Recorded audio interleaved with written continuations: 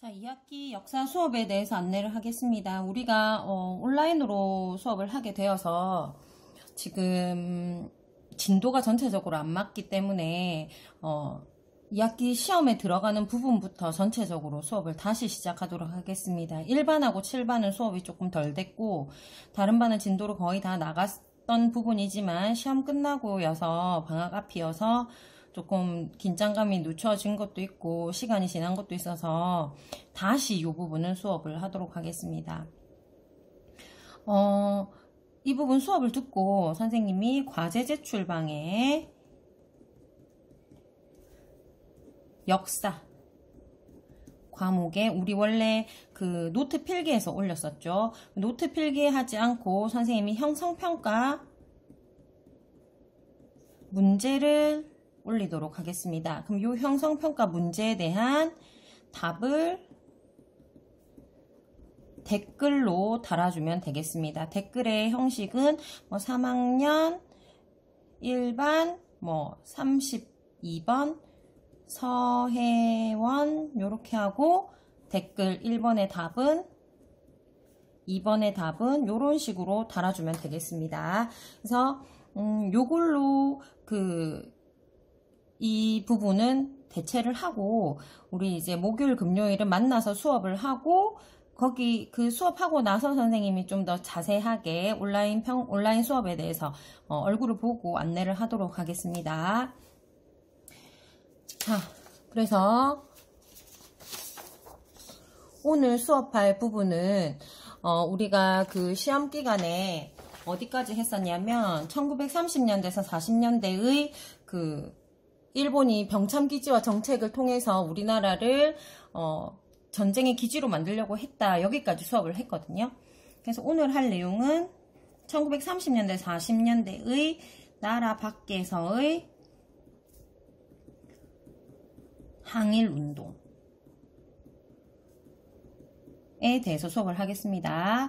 1930년대에서 1940년대 여기부터 이제 시험 범위니까 들었던 친구들은 다시 한번 정리하는 시간이 되었으면 좋겠습니다. 그러면 일단 나라 밖에서 1930년대 40년대 항일운동에 대해서 보려면 우리가 참고할 게 1920년대까지의 해외에서의 무장 독립투쟁이 어땠는지 잠깐 기억을 해보고 넘어갈 필요가 있습니다. 그래서 1920년대에 해외 무장 독립투쟁은 우리가 다 알다시피 독립군이 굉장히 활동을 열심히 했는데 거기 어디냐면 이제 만주에서 봉오동 전투와 그 다음에 청산리 대첩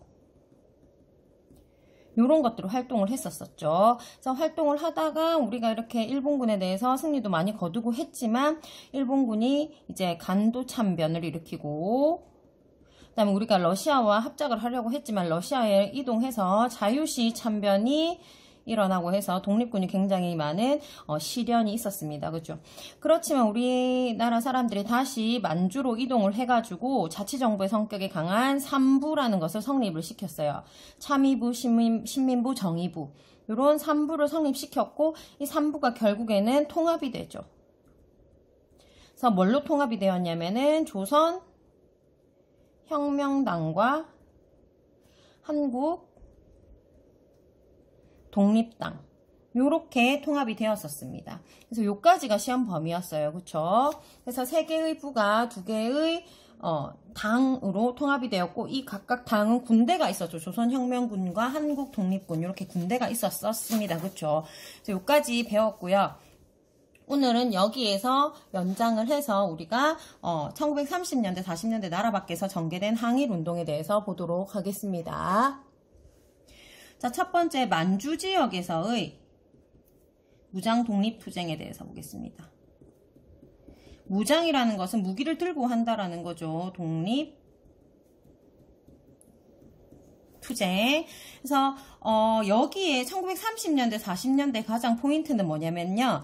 한국과 중국이 연합을 했다라는 게 가장 큰 포인트거든요. 한국과 중국의 연합. 왜냐면 이제 중일전쟁이 1937년에 일어났잖아요. 그래서 일본이 이제 한국과 중국의 공공의 적이 된 거예요. 그래서 계속 연합을 했다라는 거고 첫 번째 포인트가. 두 번째 포인트는 뭐냐면 지역별로 다르다라는 거. 그래서 만주에서 맨 처음에 우리가 한중연합을 해서 활동을 하다가 여기에서 이제 러시아 쪽으로 이동한 세력도 있고, 그 다음에 중국 관내라고 하면 중국의 본토. 그러니까 중국은 선생님이 우리나라 요렇게 있고 요렇게 있으면 여기 위에 지역이 만주라고 얘기했죠. 그래서 우리나라 북쪽 지역 말고 여기 지역을 우리가 중국 관내 또는 뭐 본토 이렇게 설명을 할 수가 있습니다. 그래서 여기에서 활동하던 사람들이 러시아로 이동을 했거나 아니면 중국 관내로 이동을 했거나 이렇게 해서 두 개로 이렇게 줄여볼 수 있거든요. 그래서 맨 처음에는 만주에서의 무장 독립 투쟁에 대해서 보겠습니다. 역시 이제 한중연합군이 나왔겠죠. 그래서 한중연합군이 만들어졌다.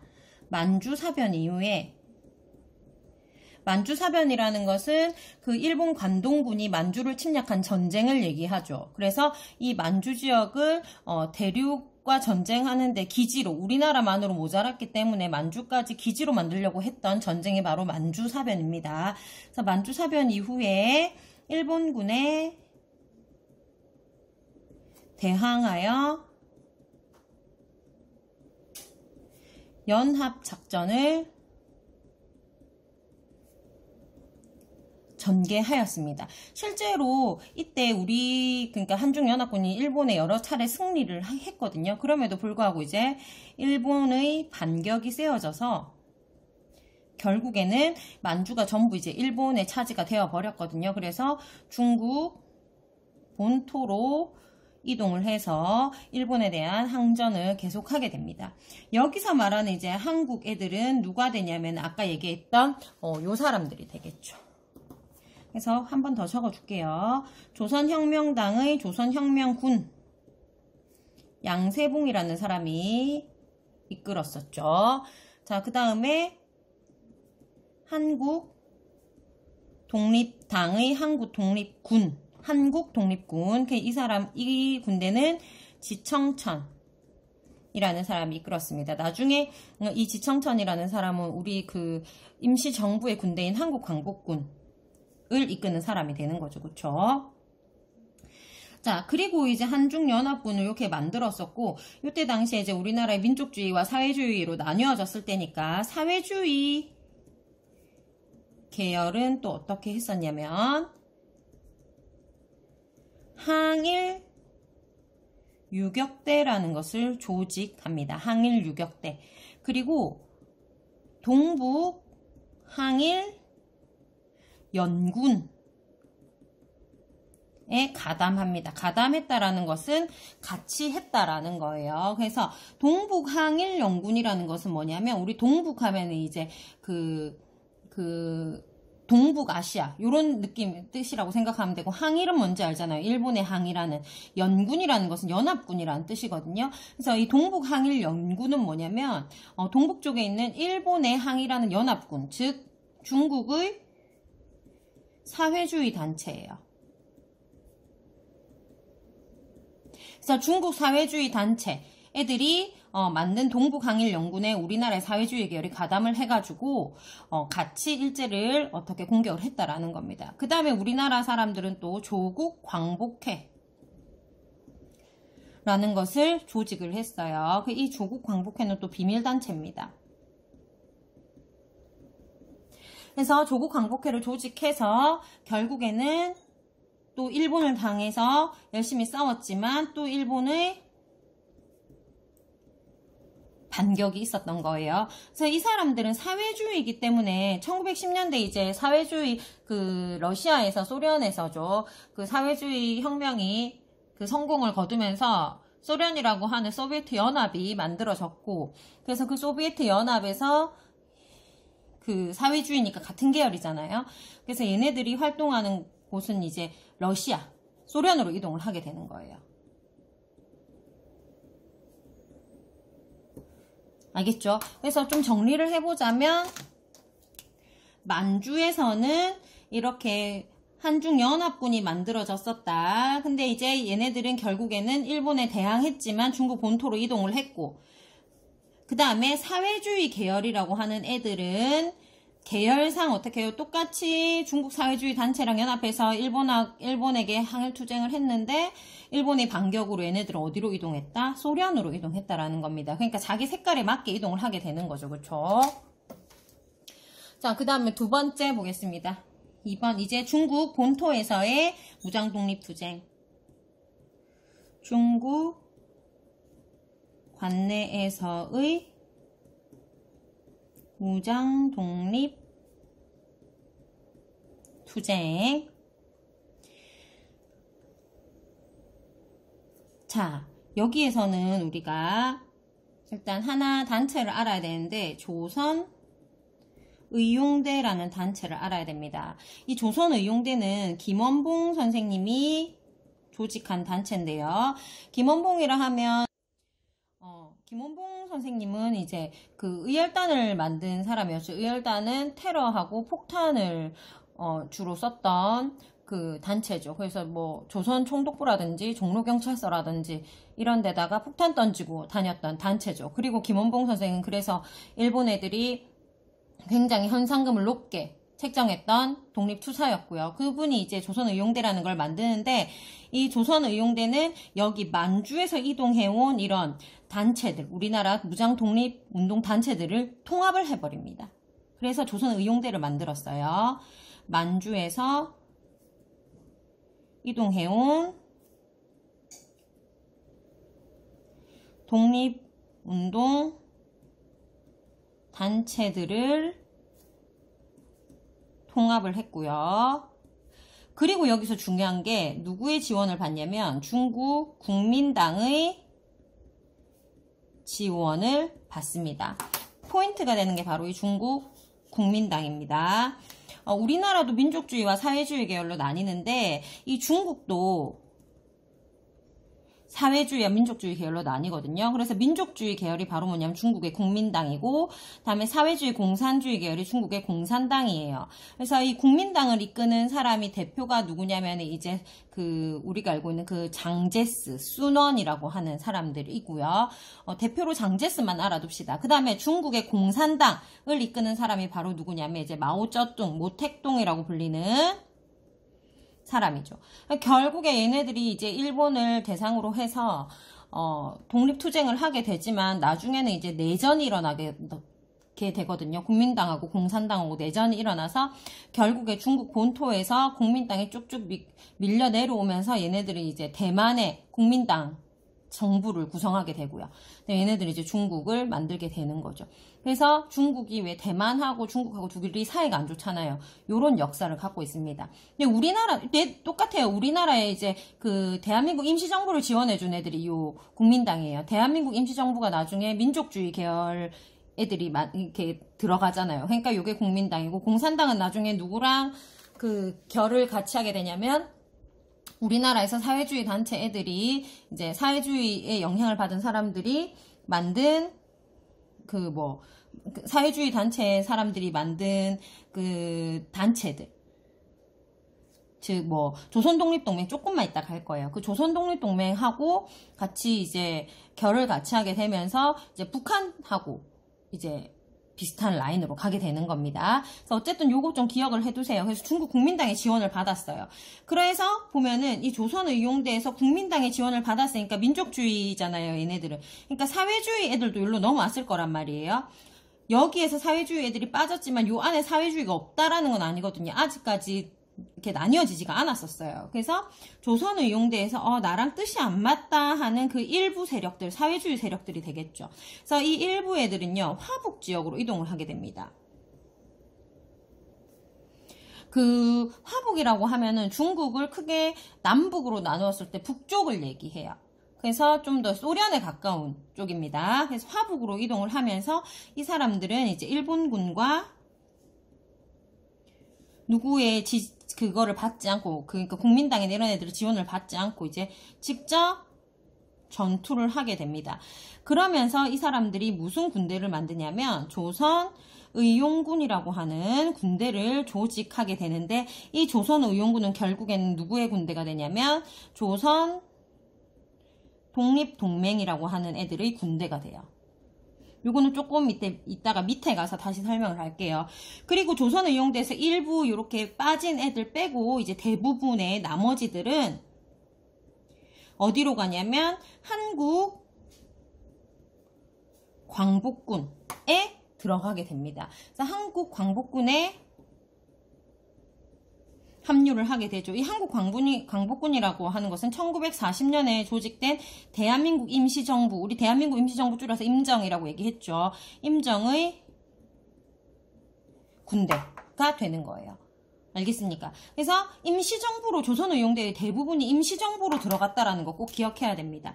조선의용대의 나머지 즉 대부분이 어디로 들어갔다고요? 임정의 군대인 한국광복군에 합류했다라는 것. 조금만 빠졌어요. 조선의용군으로. 자, 그 다음에 중국 관내에서 무장 독립투쟁을 했던 단체가 하나 더 있는데 바로 뭐냐면 조선 독립동맹이라고 하는 단체입니다. 여기 나와있죠. 조선독립동맹의 군대, 조선의용군. 얘네들이에요. 조선독립동맹은 뭐냐면 화북지역에 원래 있었던 사회주의 자들이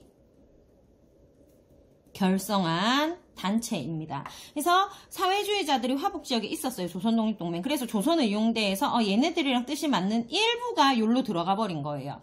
그래서 결성을 해서 얘네들은 아까 얘기했던 조선의용대의 일부와 함께 군대를 만들었는데 그 군대 이름이 뭐라고? 여기 나와 있죠. 조선의용군을 조직, 다른 말로 뭐 편성했다.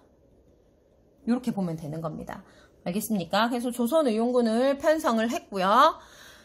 그 다음에 이 조선의용군은 또 누구의 지원을 받냐면요. 중국 공산당의 지원을 받아요. 그래서 중국 공산당과 함께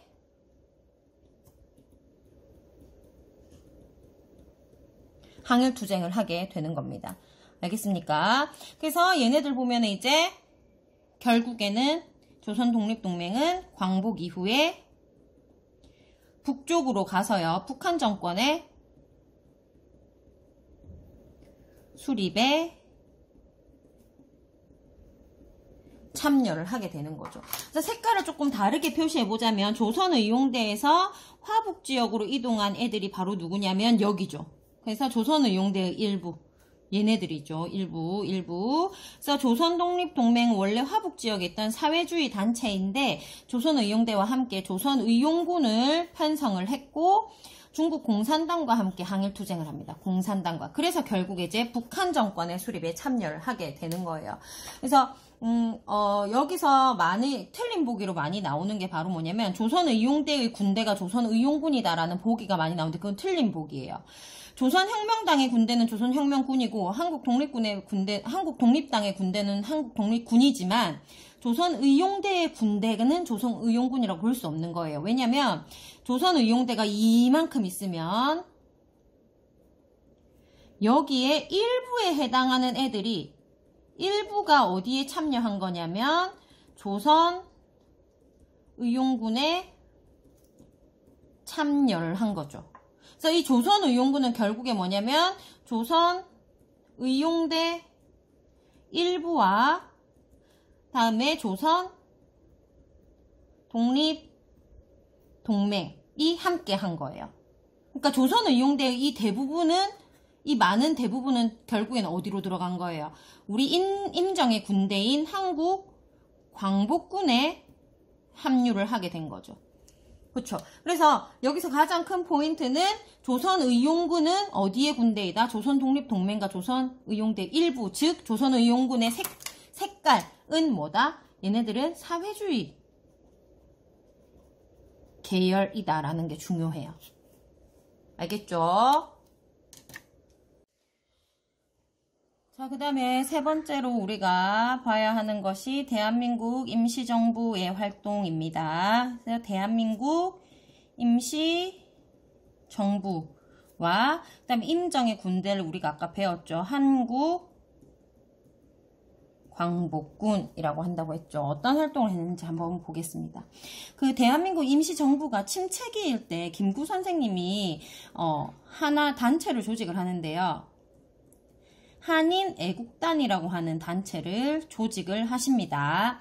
그래서 아까 얘기했다시피 임정의 침체기에 결성을 하시고요. 그래서 그 대한민국 임시정부는 외교 위주로 했었잖아요. 원래 군대도 없었고. 그래갖고, 그거랑 대한민국 임시정부랑 다른 성격을 가진 하나의 단체를 조직한 거예요. 그래서 얘네들은 뭘 했냐면, 무장, 독립, 투쟁을 전개했었습니다. 중요한 게 이제 무장이 포인트죠. 그렇죠? 왜냐면 임정은 군대가 없었으니까요. 나중에 군대가 생기니까요. 그래서 이 한인애국단에서 이제 크게 활동을 했던 유명한 의사가 두 분 계시죠. 이봉창 의사. 이 이봉창 의사는 일본인처럼 살았던 사람이에요. 그래서 일본에 중성을 하고 그렇다고 친일파 행위를 했다라기보다는 그냥 일본에서 하라는 대로 하고 살았던 사람인데, 행색도 일본인처럼 막 복장이라든지 뭐 스타일 이런 거 전부 일본인처럼 하고 살았는데, 일본에서 자기가 일하는 가게에서 이렇게 계산을 하는데 주인이 돈이 좀 비었는데, 이 사람은 정말 열심히 일하고 거기에 이제 성실하게 했는데 돈이 비니까 결국에는 이봉창 의사를 네가 조선인이지 하면서 막 의심을 하고 때리고 했던 거예요. 그래서 이봉창 의사가 나는 피가 한국인이라서 의심을 받는구나 이렇게 이제 생각을 하고, 나는 내 출신을 숨길 수가 없구나 하면서 내가 평생을 민족을 위해 살지 못했으니 앞으로 남은 생은 이제 민족의 독립을 위해 살겠다라고 이제 생각을 하시고 일본에서 이제 중국까지 김구 선생님을 찾아오게 됩니다. 그래서 이봉창 맨 처음에 이제 행색이 너무 일본 사람 같이 하고 있으니까 스타일 자체가, 그래서 이제 그 김구 선생님을 비롯한 주변 사람들이 이제 밀정이 아닌가 이렇게 의심을 많이 했다고 하는데, 김구 선생님이 이제 얘기를 나눠보고 이 사람은 밀정이 아니라 진짜 독립투쟁을 위해서 큰일을 할 사람이다라고 생각을 한 거예요. 그래서 이제 폭탄을 구해주게 된 거죠. 그래서 이 이봉창 의사는 폭탄을 안고 숨기고 배를 타고 기차를 타고 배를 타고 일본 도쿄까지 다시 들어오게 됩니다. 근데 들어오는 길은 그렇게 어렵지 않았어요. 왜냐면은 일본 말도 굉장히 능숙하게 잘하고 스타일도 일본 사람처럼 해 있었기 때문에. 그래서 도쿄에서 결국에 이제 일본 국왕이 지나가는 타고 있는 마차가 지나가는데 거기에 이제 폭탄을 던지게 된 거죠. 그래서 일본의 국왕을 암살하는 것을 시도를 했는데 안타깝게 실패하고 맙니다. 왜냐면 이제 폭탄이 그때 당시에 기술이 좋았던 것도 아니고 해서 불발이었어요. 그래서 그러니까 제대로 효력이 있게, 그러니까 효능이 있게 터진 게 아니라는 거죠.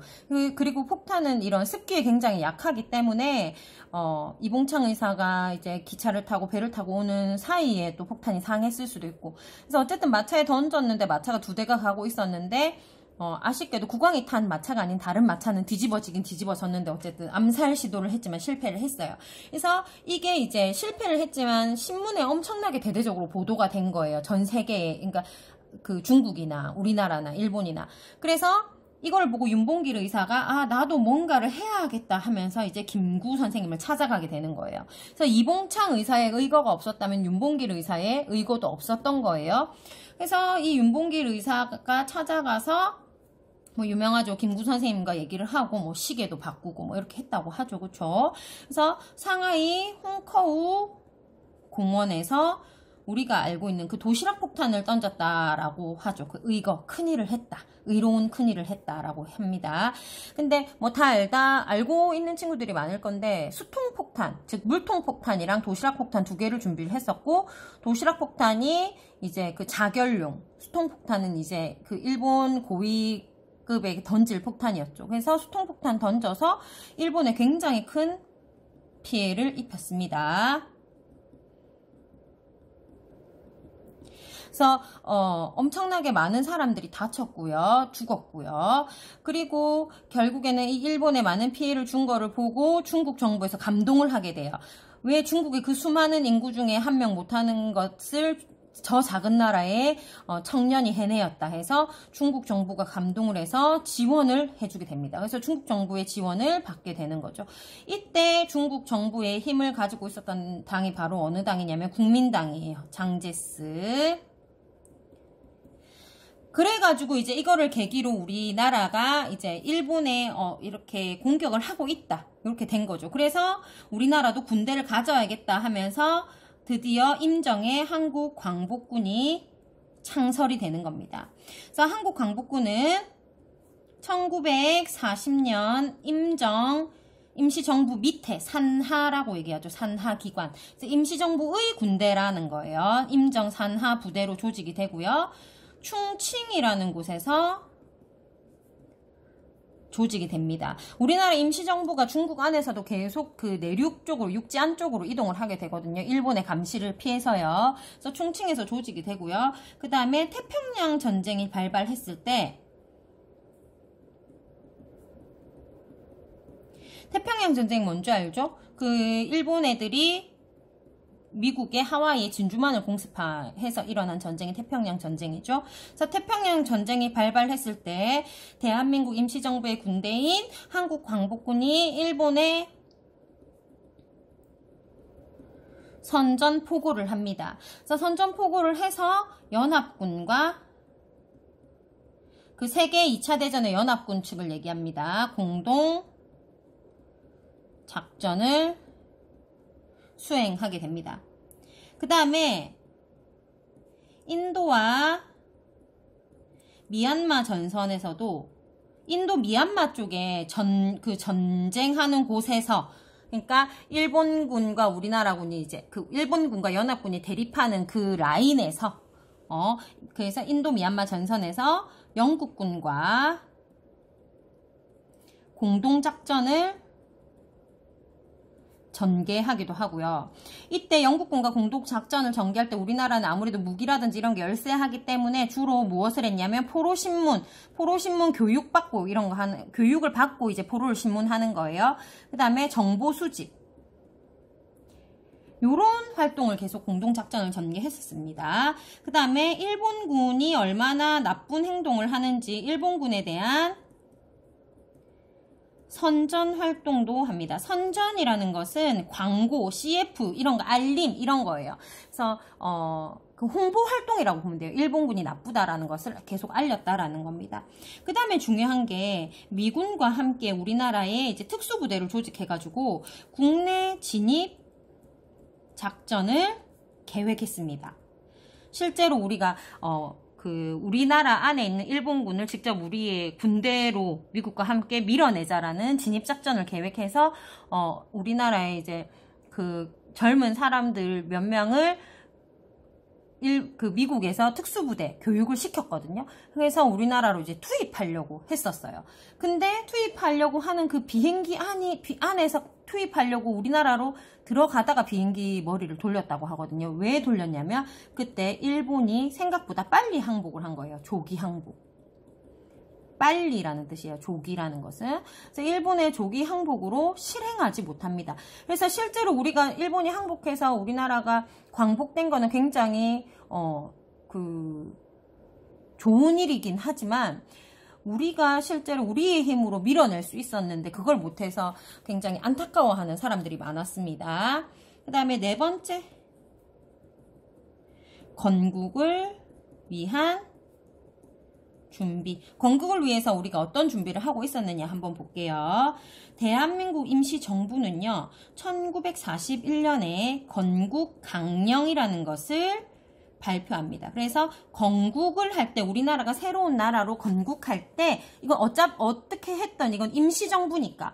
그래서 진짜 정부를 만들고 나라를 만들 때 어떤 거를 기준으로 할 것인가에 대해서 발표를 한 거예요. 그게 바로 뭐냐면 이제 삼균주의에 입각해서 요 건국 강령을 만들었는데요. 삼균주의라고 하는 것은 이제 조소왕 선생이 주장을 한 건데 세 개가 균형을 이루어야 된다라는 거예요. 그래서 조소왕 선생님이라고 요 사람이 말한 건데 개인과 개인, 그 다음에 민족과 민족, 그 다음에 국가와 국가 사이의 완전한 균형, 이루어진 상태를 삼균주의라고 얘기해요. 삼균. 그래서 누구도 간섭받지 않고 어느 민족도 간섭받지 않고 어느 나라도 간섭받지 않고 모두 다 대등한 관계다라는 게 삼균주의거든요. 그래서 여기에 입각해서 나라를 건국하겠다. 그리고 우리나라는 만들면 민주공화국을 만들겠다. 그리고 땅은 이미 30년이 넘는 기간 동안 일본에 뺏겨 있었기 때문에 토지를 개혁하겠다. 나라가 세워지면. 그리고 일본이 다 가져간 산업시설은 일단 우리나라 것으로 국유화하겠다. 이렇게 주장을 합니다. 자, 국유화한다라고 해서 지금의 그 북한을 생각하면 안 됩니다. 실제로 그때 당시에는 우리나라에 사회주의가 많이 퍼져 있던 시기라서 사회주의가 실패할 것이다라는 걸 모르던 시기죠. 그쵸? 그래서 새로운 사상이 우리 거가 모두 다 같이 잘 사는 사회를 만들 수 있네 라는 인식이 널리 퍼져 있었고, 실제로 그 다음에 일본이 다 가져간 거기 때문에 그 이후에 나누더라도 우리 그 주요 산업 같은 것은 우리 모두의 것으로 일단은 해야 된다라고 하는 주장이에요. 자, 그리고요, 1944년에 일본이 망할 것을 예상을 하고 우리나라 안에서 조선 건국 동맹이라는 것이 조직이 됩니다. 1944년에요. 그래서 이걸 조직한 사람이 바로 누구냐면 여운형 선생입니다. 그래서 여운형이 일제의 패망, 일제가 망할 것을 패망을 예상을 하고 국내에서 비밀리에 조직한 단체입니다. 그래서 굉장히 그 체계적으로 만들었어요. 중앙과 지방에 다 조직을 갖췄고요. 체계적인 조직을 갖춤. 그리고 얘 역시 민주주의 원칙에 의해서 건국하겠다라고 조선건국동맹을 만들었고요. 그 다음에 여기서 중요한 게 바로 뭐냐면 조선의용군, 기억납니까? 조선의용군과 협동작전을 계획을 했어요. 조선의용군 아까 금방 배웠었죠. 조선의용군이 여기에 나왔었잖아요. 중국 관내에서 조선 독립동맹하고 조선의용대의 일부가 만든 군대다. 조선의용군. 그쵸? 그래서 그 조선의용군과 협동작전도 계획을 했고요. 그 다음에 임시정부와도 임정과 연결했다라는 거죠. 연계를 동호했습니다. 그래서 결국 이 조선건국동맹은 뭘로 만들어지냐면 1945년 우리 8월 15일 날 광복되잖아요. 광복 후 조선 건국 준비 위원회로 발전을 하게 됩니다. 그래서 우리가 이제 광복하고 나서부터 계속 나오는 게 바로 뭐냐면 건준이라는 거예요. 건준. 그래서 임시정부는 우리가 임정이라고 말하죠. 조선건국준비위원회 우리가 건준이라고 얘기를 합니다. 그래서 이때 당시에 보면은 우리나라 밖의 상황을 보면 여기 화북 지역에 있는 그 독립단체가 뭐였냐면 이제 조선독립동맹. 아까 만들었던 조선독립동맹이 이 지역에 있고요. 그 다음에 우리나라 안에는 건국동맹, 조선건국동맹이 만들어졌고요. 요거는 이제 여운형이 조직한 거죠. 그 다음에 충칭에 이제 임정, 요렇게 세 개가 연계해서 같이 연합해서 독립을 위해 투쟁을 했다. 요게 포인트입니다. 알겠죠? 그래서 오늘 한 거를 보자면, 자, 이 단원을 이제 정리를 해보자면, 나라 밖에서 전개된 항일 운동에서 첫 번째로 이제 만주에서 독립투쟁을 했었다. 그러다가 중국 본토랑 소련으로 이동을 했다. 그래서 중국 본토 관내에서는 어떻게 의용대랑 조선독립동맹으로 나뉘었다. 그래서 이 의용대는 어디로 광복군으로 합류했다. 광복군이 뭐예요? 임시정부죠. 임정으로 합류를 했다. 조선독립동맹은 나중에 이제 북한 정권 수립에 참여를 하게 되죠. 그래서 그 조선의용대는 임정에 군다니까 이제 국민당하고 결을 같이 하고, 조선독립동맹은 조선의용군 이 북한이니까 뭐예요? 중국 공산당과 함께 투쟁을 하게 되죠. 그 다음에 우리나라 임시정부에서 이제 그 침체기에 한인애국단이라는 것을 김구 선생님이 조직했는데, 이봉창, 윤봉길의 의거가 있었다. 그 다음에 한국광복군은 임시정부의 산하부대였는데 요런 활동을 했었다라는 거죠. 그렇죠? 그래서 한국광복군의 활동이 중요한 게 우리의 그런 독립이 그냥 거저 이루어진 게 아니라는 거, 우리가 그냥 수동적인 입장에서 광복을 맞이한 게 아니라는 거, 적극적으로 우리가 투쟁을 했다라는 게 중요합니다. 그 다음에 건국을 위해서 건국강령을 발표해서 뭐 삼균주의라는 것도 있었고, 그 다음 조선건국동맹이라는 것이 조직이 되었다. 그래서 이 조선건국동맹은 조선의용군과 임정하고 함께 독립을 위해 투쟁했다. 요렇게 맞죠? 그래서 이 조선건국동맹은 나중에 무엇으로? 건국준비위원회인 건준으로 발전한다라는 것. 네, 여기까지 하겠습니다. 게시판에 들어가서, 그 과제 제출 게시판에 들어가서 반드시 평가 문제를 풀도록 합니다. 이렇게 얘기했죠? 형성평가 문제 풀고 답에 댓글을 달아주세요. 이걸로 출석 체크를 하겠습니다. 자, 목요일날 금요일날 학교에서 건강한 모습으로 만납시다.